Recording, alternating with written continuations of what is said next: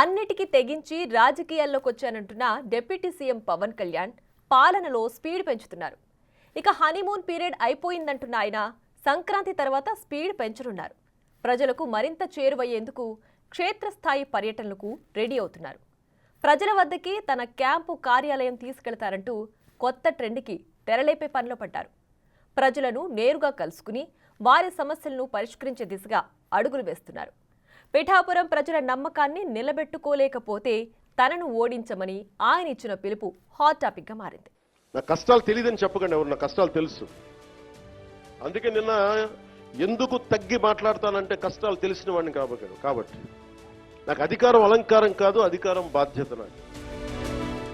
కానీ నాకు పిఠాపురం బాగుండాలి. నేను చాలా చాలా స్పష్టంగా లా అండ్ ఆర్డర్ కనుక ఎవరన్నా సరే ఇష్టరాజ్యంగా ఎవరన్నా సరే ఇష్టం వచ్చినట్టు చేస్తే తొక్కి నారత్తిస్తాను ఒక్కొక్కరికి. మా ఇష్టం కుదరదట్లా.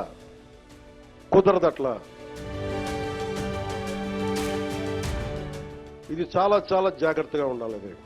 నేను తెగించి వచ్చాను రాజకీయాల్లో, గుర్తుపెట్టుకోండి. గుండాలకి చంపేస్తానంటారు నన్ను. మొన్న అడవుల్లోకి వెళ్ళాలంటే నక్సలైట్లు మందు పాత్రలు పెడతారంటే పెడితే పెట్టండి, పేలిపోతాను. కానీ నేను ఆపను నడక. అంత తెగించున్నాను, గుర్తుపెట్టుకోండి. ఎందుకంటే నేను అభివృద్ధి కావాలి. పోలీస్ వ్యవస్థ ఏం చెప్తారు, సార్ అక్కడ వెళ్తే మీరు మందు పాత్రలు ఉంటాయి, ఇబ్బంది పెడతారు, భయపెడతారు. భయపడేవాడిని రాజకీయాల్లోకి రాకూడదు. మంచి చేయాలని వచ్చింది, నాకు భయం లేదు. నాకు అంటే ఇంత తెగించిన వాడిని ఆకు రౌడీలు కానీ చిల్లర వేషాలు వేసేవాళ్ళు కానీ నేను భయపడతాను. అందుకని చాలా జాగ్రత్తగా ఆలోచించి అందరూ దయచేసి మసలండి. ఎందుకంటే నేను తెగించానంటే మటుకు ఇంకెవరు తెగించరు, అంత పిచ్చగా తెగిస్తాను. తనకు అధికారం అలంకారం కాదు, బాధ్యత అంటున్న డిప్యూటీ సీఎం పాలనపై మరింత స్పీడ్ పెంచే పనిలో పడ్డారు. ప్రజలకు మరింత చేరువయ్యేందుకు ఇకపై ప్రతి నెలలో 14 రోజుల్లో క్షేత్రస్థాయి పర్యటనలకు వెళ్లాలని నిర్ణయించుకున్నారు. తన శాఖల అధికారులతో కలిసి జిల్లాలో పర్యటిస్తేనే గ్రామీణుల సమస్యలు పరిష్కారమవుతాయని భావిస్తున్న పవన్ నేరుగా ప్రజల సమస్యలను తెలుసుకుని వాటిని పరిష్కరించే దిశగా అడుగులు వేయాలని భావిస్తున్నారు. రాష్ట్రంలో 70% జనాభా గ్రామీణ ఏజెన్సీ ప్రాంతాల్లోనే ఉండడం, రోడ్లు కనీస వసతులు లేక గ్రామీణ ప్రాంతాల ప్రజలు ఇబ్బందులు ఎదుర్కొంటున్న పరిస్థితులు డిప్యూటీ సీఎం దృష్టికి వచ్చింది. ఇప్పటికే ఉమ్మడి విజయనగరం, విశాఖ జిల్లాల ఏజెన్సీలో పర్యటించిన ఆయన గిరిపుత్రుల ఇబ్బందులు నేరుగా చూశారు. గ్రామీణ ప్రాంతాల్లో పర్యటించేటప్పుడు అధికార యంత్రాంగం, నాయకులు తన వెంట ప్రజల్లోకి వస్తే ప్రజా సమస్యలు పరిష్కారమవుతాయని పవన్ ఆలోచనగా కనిపిస్తోంది.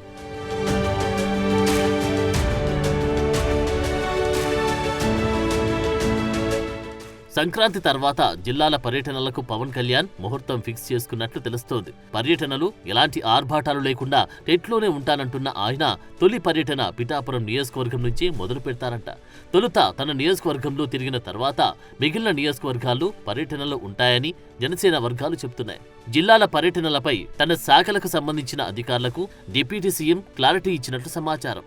మనకు హనీమూన్ పీరియడ్ అయిపోయింది. సమర్థవంతంగా ప్రజలకు మెరుగైన పాలన అందించేలా పనిచేయాలని అధికారులకు పవన్ తన విజన్ ఏంటో వివరించారని నాయకులు చెబుతున్నారు.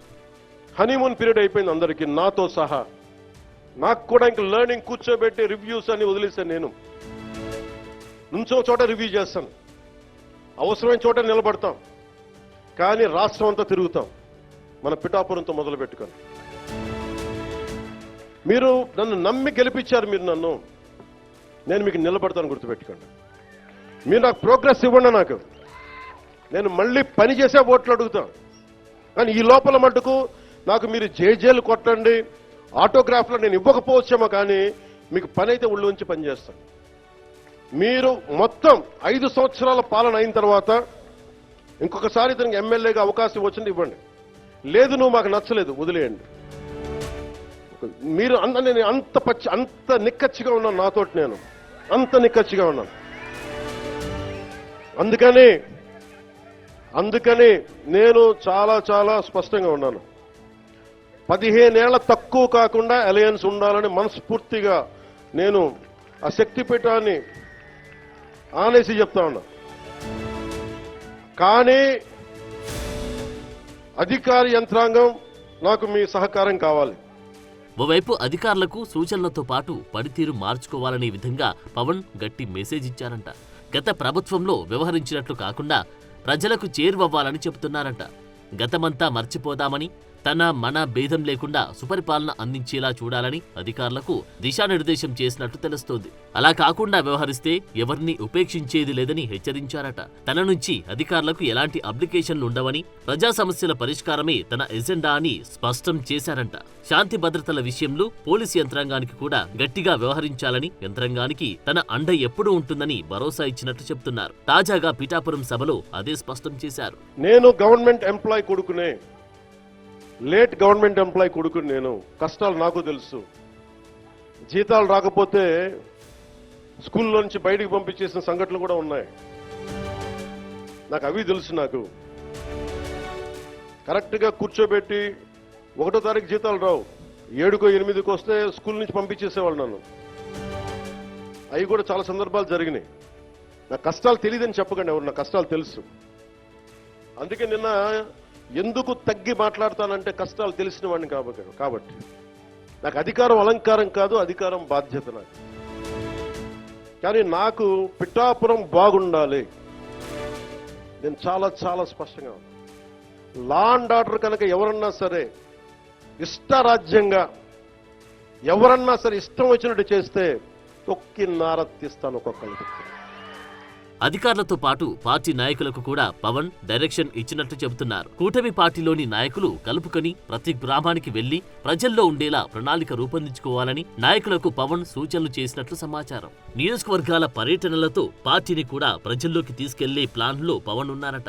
గ్రామాల్లో పర్యటించడం ద్వారా స్థానిక సంస్థల ఎన్నికల్లోపు క్షేత్రస్థాయిలో పార్టీని మరింత బలోపేతం చేసేలా ఆలోచిస్తున్నట్లు తెలుస్తోంది. సార్వత్రిక ఎన్నికల్లో 100% స్ట్రైక్ రేట్తో ఫలితాలు సాధించిన జనసేనను లోకల్ బాడీ ఎన్నికల నాటికి మరింత బలపడే విధంగా వ్యూహాలు చేస్తున్నారట. సమస్యలు పరిష్కరిస్తూ ప్రజలకు మరింత దగ్గరై పార్టీ పునాదులు మరింత పటిష్టపరచుకోవడానికి జనసేనాని నెలలో 14 రోజులు జనంలోకి వెళ్లాలని ఫిక్స్ అయినట్లు కనిపిస్తోంది. ఇదిగో మహానుభావుడు కాబట్టి వచ్చినాడు. నిజంగా ఇంతవరకు దండం చేస్తారు, ఇతను చేస్తారు, నాకు నమ్మకం ఉన్నది. చేస్తారు, ఇతను చేస్తారని నాకు నమ్మకం ఉన్నది. For more videos like this, subscribe Big TV channel.